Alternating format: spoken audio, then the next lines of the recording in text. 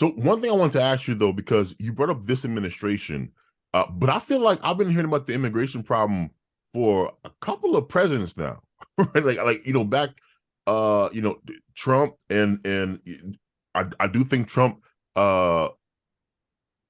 enforced border laws more than Obama did, but even Trump seemed like he wasn't really down with certain things that could really not eradicate, but really limit this problem.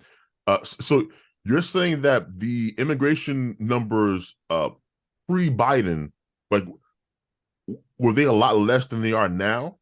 Yeah, a lot less. I mean, this in the fiscal year 2022, there were over to something like 2.2 million illegal border crossings. Now, not all those people got in. Some of those people were bounced back out.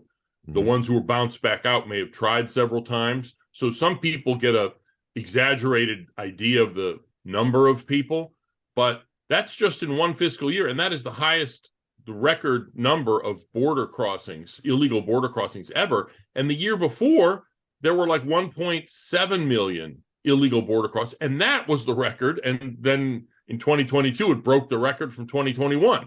So, immigration's never going away. Immigration is just something that a country has to deal with. It's like saying, well, tax policy or foreign policy, that stuff never goes away. Neither will immigration policy. And there's always going to be some problems, and people are always going to have different ideas about what to do. But, and yes, you heard about it under Obama. You heard about it under Bush even. I mean, this is something, like I said, never goes away.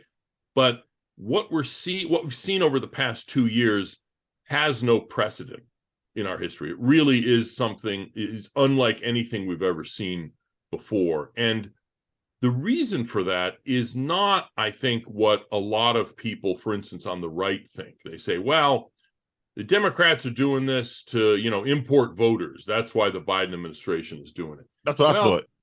Yeah, and there's probably something to it in the long run, but I mean, it's not that many illegal aliens who vote. And by the time, it really doesn't happen that much. If non-citizens vote, usually they're green card holders, often who genuinely think they're allowed to vote.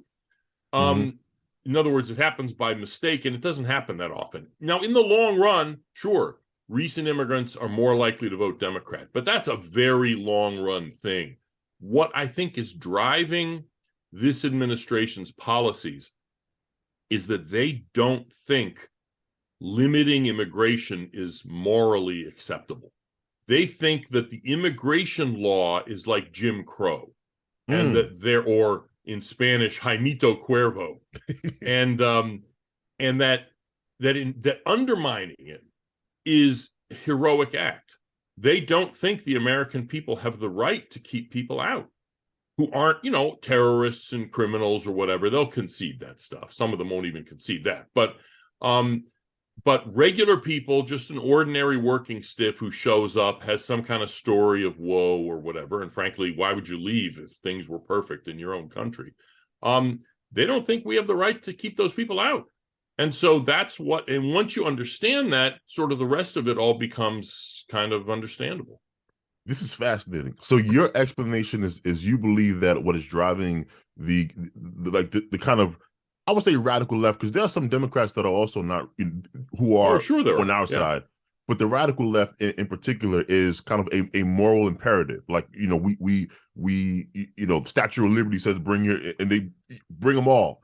That's interesting, because for years I thought it was the voter thing. I was like, because even though they can't vote, their children are U.S. citizens.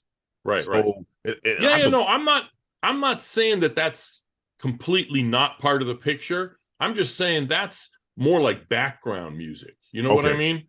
And even, the cheap labor idea, because there's a lot of corporations that like this, and libertarian ideologues, which, in the real world, outside the Beltway maybe don't exist very much, but inside Washington, they're actually kind of important politically. For them, it's often cheap labor. This is loosening the labor market, so there's more people chasing the jobs, and they can be pickier about who they hire. And again, that's something to it. And even this administration, DHS Secretary Mayorkas, Alejandro Mayorkas, who's head of Homeland Security, he actually said, when asked about this, that part of the rationale is that businesses are crying out for workers, and this is a way of having more workers. So, but even that, I think, is more like background music. What's really, or maybe the, I don't know, the harmony, in other words, but the melody, if you will, is what I'd said, is that they think this is a moral imperative, and we're not allowed to keep people out, whether we like it or not.